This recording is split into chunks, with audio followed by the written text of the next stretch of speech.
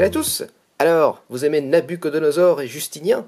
Pas de problème. Aujourd'hui on regarde Seven Wonders, l'extension Leaders. Dans Seven Wonders Leaders, vous avez tout d'abord deux nouvelles merveilles que sont Rome et Abu Simbel, avec chaque fois un côté jour et un côté nuit. Vous avez également tout un tas de petits jetons qui représentent 6 sous, vous avez un nouveau bloc de score, et surtout vous avez 55 cartes de leaders qui sont toutes différentes et qui vont venir diriger votre civilisation. Les cartes leaders sont divisées en 3 parties. On a d'abord les cartes standards avec 34 cartes, puis on a les cartes experts qui sont constituées de 15 cartes, on les reconnaît parce qu'il y a un tout petit symbole ici en bas, et vous avez également 6 cartes qu'on reconnaît avec ce symbole de poignard qui peuvent s'utiliser avec l'extension Cities. Alors, comment est-ce qu'on va jouer avec cette extension Leader? Eh bien, au tout début de la partie, avant même de distribuer les cartes du premier âge, on va faire un tour où chacun va pouvoir choisir ses leaders. Comment ça se passe? Eh bien, on va distribuer 4 cartes leaders à chaque personne, donc chacun va les regarder, et ensuite on va drafter ces leaders comme on drafte les cartes dans le jeu normal. Alors on va les drafter dans le sens anti-horaire, c'est-à-dire qu'on va passer les cartes à notre voisin de droite. Donc là, imaginons que Crésus m'intéresse, je le place face cachée devant moi. La petite différence, c'est que personne ne va révéler ses leaders, on va se contenter de passer les cartes à son voisin, on récupère les cartes de l'autre voisin, hop, on choisit une deuxième carte, on passe les cartes, on récupère, on choisit une troisième carte, on passe les cartes, on récupère, on choisit une quatrième carte. Et une fois que chaque joueur a ses 4 cartes leaders en main que lui seul connaît, on est prêt à commencer la partie. Dans l'extension Leaders, au début de chaque âge, vous avez une nouvelle étape qui vient s'ajouter juste avant qu'on distribue les cartes aux joueurs. Ça va être la phase de recrutement, c'est la phase où vous allez devoir choisir un de vos leaders et le jouer. Alors vous pouvez le jouer de 3 manières différentes. La première manière, c'est de le défausser pour gagner de l'argent, exactement comme une carte normale, parce que vous n'avez pas envie de le jouer. Vous le défaussez, vous gagnez 3 sous, tout simplement. Deuxième manière de jouer votre leader, vous pouvez l'utiliser pour construire une de vos étapes de merveille. Hop, donc vous le placez sous l'étape que vous voulez construire, vous payez évidemment le coût, ce n'est pas gratuit, et on considère ça comme une carte tout à fait normale, comme si c'était pendant la manche. Donc ces deux effets-là, ils ne sont pas très compliqués, défausser le leader ou l'utiliser pour construire une étape de merveille. Mais vous avez aussi une troisième possibilité qui va être de construire votre leader. Et là, pour construire votre leader, il va falloir le payer, et le coût, c'est le coût en pièces qui est indiqué ici, qui peut varier de 1 à 5. Donc par exemple, si je veux construire, hop, Crésus, je vais payer 1 sou, je vais le placer devant moi, et à partir du moment où j'ai construit un leader, je vais bénéficier immédiatement de son pouvoir, qui est soit un pouvoir qui va me donner un bonus tout de suite, typiquement Crésus tout de suite, lui, il me donne 6 sous, c'est facile, et après j'ai plus à me préoccuper de lui, soit un pouvoir qui va me permettre de marquer des points à la fin de la partie, ou qui va me donner un bonus à tel ou tel moment de la partie. Et évidemment, le prix du leader va dépendre de la force de son pouvoir et de son intérêt. Donc Crésus, lui, il rapporte de l'argent, c'est bien, mais c'est pas non plus exceptionnel, c'est pour ça qu'il coûte 1 sou. Pythagore, lui, il vous rapporte un symbole scientifique supplémentaire, c'est pour ça qu'il coûte 5 sous, ça peut être très intéressant si vous le jouez bien. Et puis vous avez certaines cartes où c'est marqué A. A, ça veut dire que la carte va coûter autant que l'âge en cours. C'est-à-dire que si on est à l'âge 1, la carte va coûter 1 sou. À l'âge 2, elle coûte 2, et à l'âge 3, elle va coûter 3. On va pouvoir retrouver ce symbole A sur certaines autres cartes. Si vous avez bien suivi et si vous êtes fort en maths, vous avez dû remarquer que comme à l'âge 1, on va jouer un leader, qu'à l'âge 2, on joue un deuxième leader, et qu'à l'âge 3, on joue un troisième leader. Alors on joue celui qu'on veut, il n'y a pas d'ordre particulier. On va se retrouver avec un leader qu'on ne va pas jouer au début de l'âge 3, et ce leader va tout simplement être défaussé et ne sera pas utilisé durant cette partie. Alors, regardons tout de suite les pouvoirs de ces différents leaders. On a déjà vu Crésus qui vous rapporte immédiatement 6 sous. On a ensuite Pythagore, Ptolémée et Euclide qui vous rapportent chacun un symbole de progrès scientifique à la fin de la partie. Aganis vous permet à la fin de la partie de changer un symbole que vous possédez pour un autre symbole. Ça peut être très intéressant. Aristote vous fait 3 points supplémentaires pour chaque lot de 3 symboles que vous avez. Donc au lieu de 7 points, vous gagnerez 10 points en fait au total pour chaque lot de 3 symboles différents. Ensuite, on a César et Hannibal qui vous font de la force militaire. Vous avez aussi des leaders qui vous font uniquement des points, donc Sappho, Zénobie, Néfertiti, Cléopâtre qui vous font des points et qui coûtent de plus en plus cher bien sûr. Vous avez le mécène qui vous permet de construire toutes vos cartes leaders gratuitement. Vous avez Ramsès qui vous permet lui de construire vos cartes violettes gratuitement. Ensuite, vous avez des cartes qui vous rapportent des points en fonction des cartes de certaines couleurs que vous possédez. Donc, lui, il vous rapporte 2 points pour chaque carte violette que vous possédez à la fin de la partie. On a pareil pour les cartes rouges, les cartes grises, les cartes bleues, les cartes jaunes, les cartes marron, les cartes vertes. Puis, on a Platon qui vous rapporte 7 points pour chaque lot de 7 cartes de couleurs différentes que vous possédez à la fin de la partie. Justinien qui vous rapporte 3 points pour chaque lot de cartes bleues, rouges et vertes que vous possédez à la fin de la partie. Améthyste, 2 points pour chaque étage de merveille. Alexandre, 1 point pour chaque symbole de victoire militaire.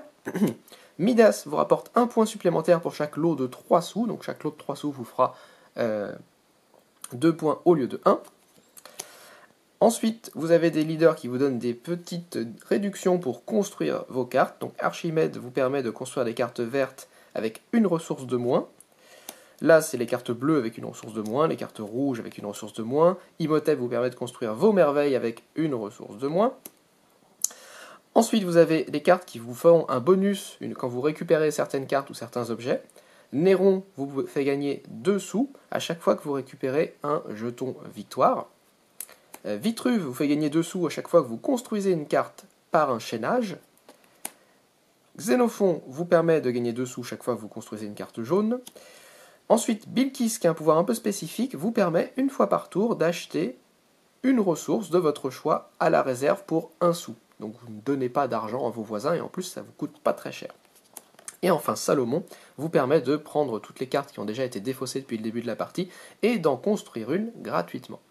Vous avez ensuite les cartes leader experts qui sont juste un tout petit peu plus complexes à appréhender que les cartes standards, mais que vous pouvez tout à fait mélanger avec les cartes standards durant vos parties.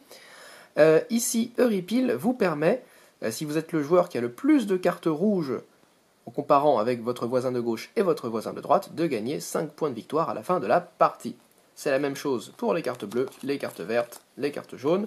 Ici, si vous avez plus de pièces que chacun de vos voisins, strictement plus de pièces, c'est pas égalité, que chacun de vos voisins, vous gagnez 5 points de victoire à la fin de la partie.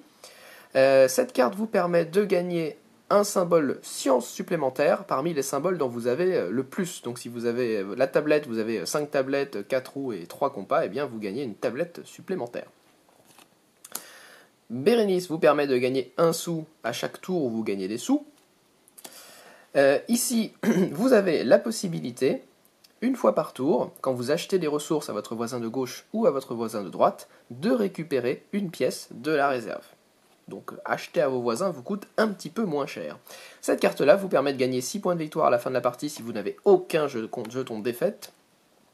Tomiris vous permet, lorsque vous gagnez un jeton défaite, de le redonner immédiatement au voisin qui vous l'a infligé. Ici, vous défaussez tous vos jetons défaite, et en plus, chacun des autres joueurs doit défausser un de ses jetons victoire. Agrippine vous permet de gagner 7 points de victoire à condition qu'elle soit la seule leader devant vous à la fin de la partie. Donc il ne faut pas que vous ayez joué les 3 autres. Cette carte vous permet de récupérer un jeton militaire de l'âge en cours. Et ici, pour chaque paire de jetons identiques que vous avez à la fin de la partie, vous allez gagner la valeur du jeton en points de victoire. Par exemple, si vous avez 2 jetons qui vous rapportent 3 points de victoire à la fin de la partie, et bien vous regagnez 3 points de victoire. Pareil, vous avez 2 jetons 5, vous regagnez 5 points de victoire. Mais si vous avez un jeton 3, un jeton 5, et bien malheureusement, ça ne marche pas. Et enfin, vous avez 6 cartes qui peuvent s'utiliser avec l'extension Cities, donc qui sont en relation souvent avec les cartes noires, bien sûr. On a Darius, qui vous fait 1 point de victoire pour chaque carte noire que vous avez à la fin de la partie. Dioclétien, qui vous fait 2 sous à chaque fois que vous construisez une carte noire. Ici, vous allez pouvoir récupérer un jeton diplomatie et vous faire des points de victoire. Arsinoé vous fait 4 sous et fait perdre de l'argent à vos adversaires en fonction de l'âge en tour. Elle a un prix qui dépend également de l'âge en cours. Octavie vous permet, à chaque fois que vous construisez un étage de merveille, de gagner 2 sous et de faire perdre 1 point à chacun de vos adversaires.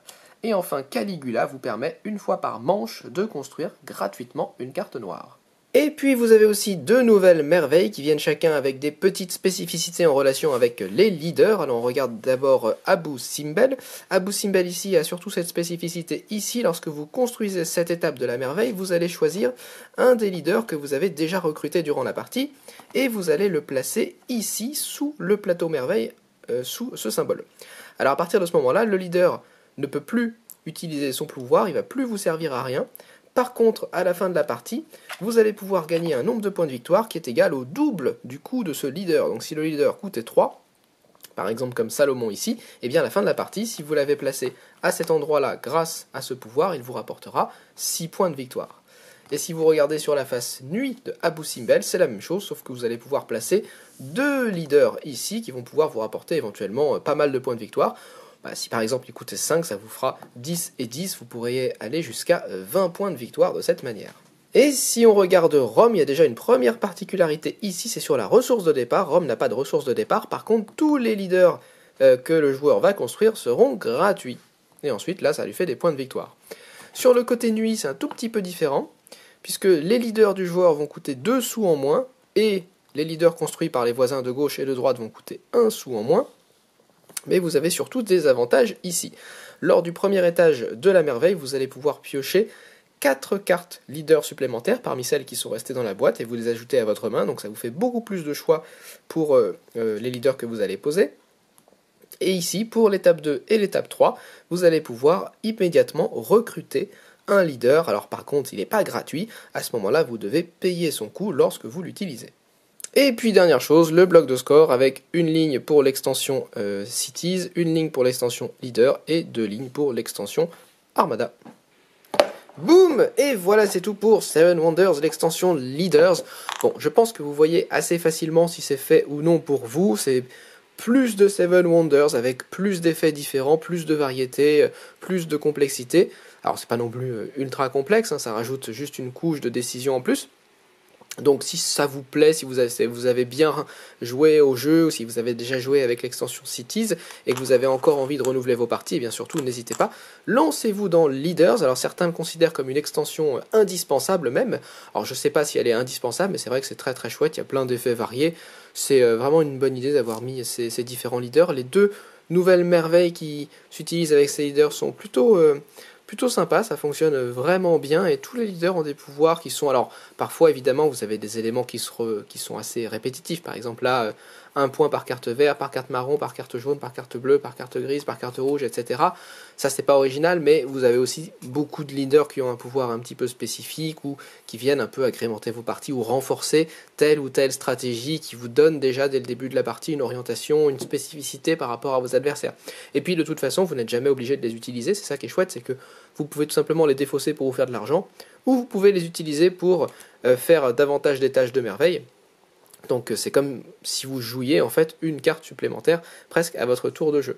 J'ai pas précisé, mais vous avez aussi dans la boîte 3 aides de jeu qui font 4 pages avec la description de tous les effets des cartes et des leaders et des merveilles.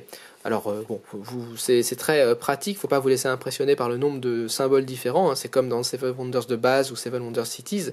Il y a beaucoup de symboles, mais une fois qu'on les connaît, qu'on y a joué 1 ou 2 fois, c'est bon, il n'y a plus de problème, on n'a pas besoin de se référer à la règle. Il y a juste Salomon, ils n'ont pas mis l'effet de Salomon dans les descriptions des effets, parce que c'est une description uniquement des nouveaux effets, et Salomon apparaît déjà dans la boîte de base, puisque il dit qu'il faut aller chercher les cartes qui ont été défaussées et vous pouvez en construire une gratuitement. Mais c'est dommage qu'il ne s'est pas remis cet effet parce que finalement je crois que c'est le seul effet de toutes les cartes leader qui n'est pas décrit sur la règle alors qu'il restait un petit peu de place. Donc ça aurait été plutôt cool qu'ils le mettent. Mais bon, c'est une toute petite critique.